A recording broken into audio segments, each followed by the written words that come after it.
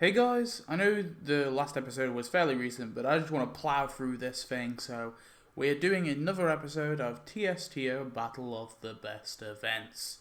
So today we are looking at Christmas 2013 versus Moe's Ark. So this one is gonna be an interesting one because both these events I think have, strong values, strong things in them. And also they are both older sort of free act structure events. So we aren't going to go through that whole, well, the free act structure is better than the multi event.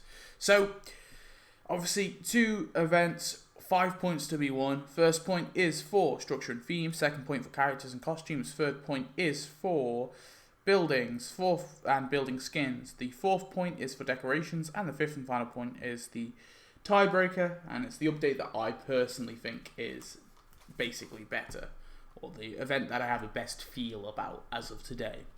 So let's start with the older of the events, which is of course Christmas 2013. So Christmas 2013, what was this one like? So actually, I say free act structure. This wasn't free act structure. I completely got that wrong. I apologise. This event was actually the personal prize track, which is just one large prize track that takes a longer time to get. So there's a lot less content to be, unlocked through this sort of way. But basically, a personal prized quest. This was the earliest of the events, apart from like Christmas 2012 when we had the coins and you just unlocked what you want. This was just one large prize track, so it started with the eggnog bar and you got to Costingtons as the final prize. Now, a lot of the decorations, there was no crafting or anything like that. The decorations were all added in the store, so they were just cash. You just pay for them with cash, which actually I think is better than crafting. Like, I will take that over crafting and having the stuff in the prize track over anything else. I think that's just the best way to do it. There was also community prizes. So if you don't know what community prizes were, they were basically a few items that the community as a whole would unlock. Now, in the past, I've said that I think these are BS. I think they're bullshit. I don't think they're real. I think that regardless what happens, we're going to get them. They're just free stuff that we get as long as you're logged in. However, I don't really care if they're real or not. I just think they're really awesome. I really like this idea of the community all coming together to unlock stuff for each other. I just think it's a really neat idea. So, yeah, I just really like that a lot. So that was basically the event. You had one personal sort of prize track. All the decorations and stuff was added to the store. There was also obviously other stuff that was added to the store as well, and you had community prizes. So a lot of interaction, a lot of cool and neat stuff. So moving on to the zoo updates. So in the zoo update, you of course had sugar. I forgot to reveal. Also, there was a giveaway deal in the Christmas 2013, which is like a giveaway wheel. So you just spin a wheel and you can get prizes. But anyway, moving back to the zoo, the Moe's Ark, or the zoo update. So obviously the theme of this one, the theme for the Christmas one is just Christmas. The theme for this one was a zoo, and I think it's a very awesome idea. I talked about it in the past before they released this update, and I think there is a solid theme there. So this was a free act structure event with crafting, so there was obviously a lot of things you could craft, a lot of things you could get, but there was also stuff in the prize track too. There was obviously stuff in the store as well that you could buy, so lots of cool interaction. Now, one of the big things I loved about this is you could upgrade your little zoo exhibits and add animals to them, and there was a lot of interaction with where you could put the animals. You don't have to put them in a specific place, you could put them anywhere. Obviously, it's limited to like 5 slots, but you could put those animals in any sort of order you'd like, and I really appreciate that aspect. Obviously, like I said, free acts, lots of prizes to be won. The first act was kind of based around, was it like, I'm trying to think, was there any particular theme to it? There really wasn't. It was just a bunch of random animals, I guess. But yeah, so cool crafting. I think the crafting was a lot more better in this one, just because it was about upgrading your zoo exhibits. It wasn't just random decorations that you could get. It was all about, upgrading your zoo exhibit. So I actually liked the different approach to the crafting here. And obviously you got a lot of zoo things. You could build your zoo up, lots of different walls and stuff. So yeah, overall a really great interactive update. I enjoyed this one a lot. So, which one gets the structure and theme? So this is a bit tricky because I think the theme point goes to Mozark. And honestly, I think the structure point goes to Christmas 2013. As much as I love the crafting in the zoo update, I think it was an improvement. It's still crafting. So I love the giveaway wheel and the community prizes and the personal prize track. I think I will always take the free act structure over the personal prize track. I always found those personal prize tracks near to impossible to complete. I always had to rush the last 2 prizes with donuts. So, yeah. On that account, though, I think the structure and theme update point, and this is really tricky, so I'm just going to go with my gut feeling. And my gut feeling is that this one should go to the zoo update. The main reason is, maybe this is just me and being a Scrooge, I really think Christmas is very basic and I don't get tons of enjoyment out of most of the Christmas updates. Just because it's at that time of year, I always feel a bit of a drag. I always feel like it's a bit Now, the reason why I put the zoo update is because it introduced something a bit new. I think the crafting that they had was a little unique. Yes, it's still crafting. Yes, I understand. But still, I found it a little bit unique.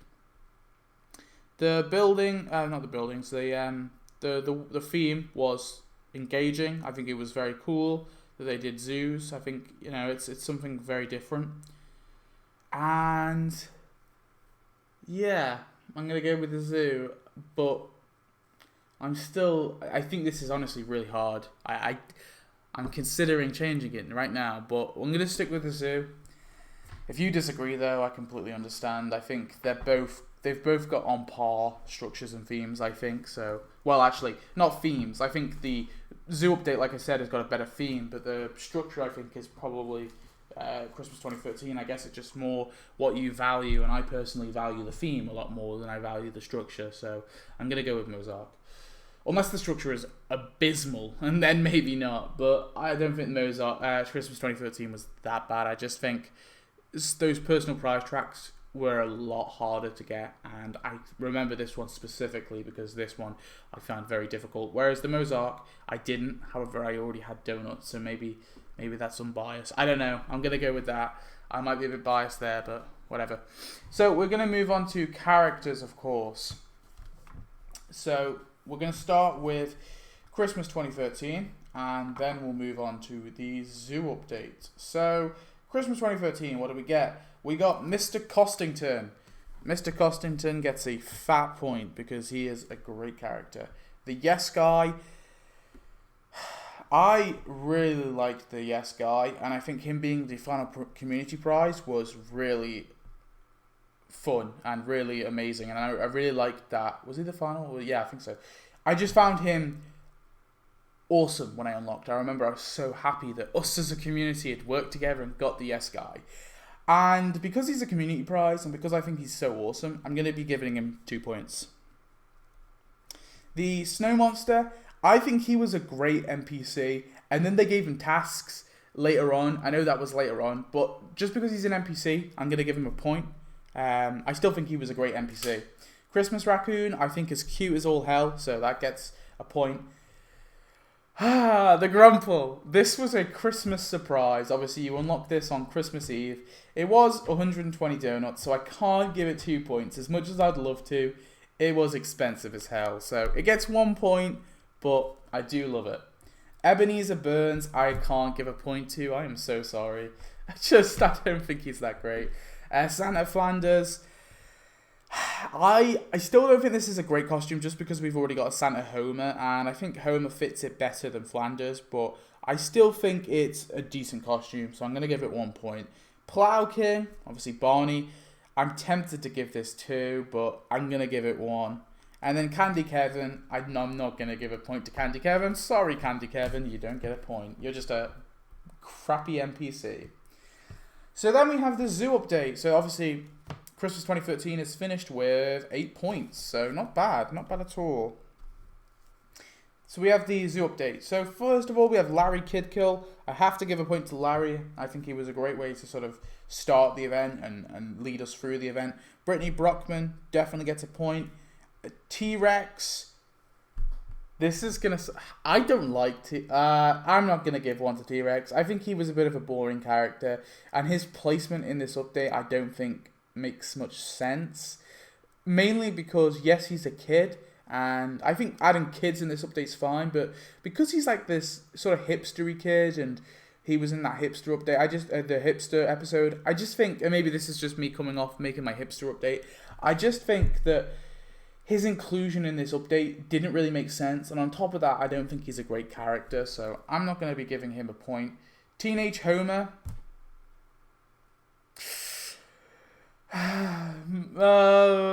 It started a trend I don't like. I'll give a half point just because it is Teenage Homer, but I'm not giving a full point. That's how I feel about these characters. Aslan, I can't deny. I love Aslan. Alison Taylor, I think it's great, so that one gets 1 point. Joan Bushwell. Yeah, I'll give one to Joan. Knifey Spoony, I still don't care. I think his inclusion is so stupid and so random. I am not going to give a point to Yo-Yo. Same thing as TJ. I don't think it made sense in this update. It's just so random to throw in there. Yes, there is an animal there. There's a kangaroo, but it was like this weird anime. So why add it in as a character? It just doesn't really make much sense. And then Sarah Wiggum definitely gets 1 point. I would like to give her 2, but she's like quite expensive and premium. And then we have the 2 costumes. Mad Dr. Hibbert, which gets a point, but Butterfly Maggie doesn't get a point because of it being what do we call it? Super premium. So that concludes the points, and Mozark wins the character point, just about, with a total of 9 points. 9.5, sorry. Sorry, no, 8.5 points. God, can't read. 8.5 points. But it was super tight because obviously Christmas 2013 got 8, so that one was tight. Both rounds have been really tight, is what I'm trying to say. This is it's not easy. This one is actually quite tricky. I didn't expect it to be. So then we have Christmas 2013's buildings. So we start off with the Santa's Workshop, which, although I'm sorry, no, it shouldn't be a building. I was going to say, yeah, it was a community prize, though. No, it just shouldn't be a building. I can't give that one a point. I'm sorry. Costingtons, though, I'll definitely give a point to. And it also came with Mr. Costington too. The Eggnog Bar, I actually really liked its inclusion. The Helter Shelter definitely gets a point. The Claus Co. gets a point. And this one's going to be controversial, but the Happy Little Elves ride gets 2. Because at the time, I felt that Krusty Land was a bit like, what's happening with Krusty Land? What are we doing? And then they threw in this, and it really sort of gave you a bit more motivation to go to Krusty Land and start decorating that. So that's why I'm going to give that one 2 points, because at the time, that's how I felt. The Springfield Skating Rink definitely gets a point, and the Springfield Mall gets 1.2. The only reason, I've said this in the past, and I kind of changed my mind now, but at first, I really wanted them to do something like they did in Krusty Land with the mall. Just because there were so many buildings, or like, you know, stores in the mall, I really wanted them to do some sort of expansion update with the mall. I thought that would have been a really cool idea. Alas, they didn't, but now they are starting to add more buildings just as buildings, and actually I think that's a better approach, because I think splitting up your town, like what they did with Krusty Land, I thought actually that kind of defeats the purpose, you know? I think the whole purpose is you should build your town up, not go off to Krusty Land and build that up. So, yeah. So that, obviously, 8 points. Again, another 8 points for Christmas 2013. And then we have the zoo update. So we have the Canary M Birdhouse, which gets a point. The Slimu Auditorium gets a point.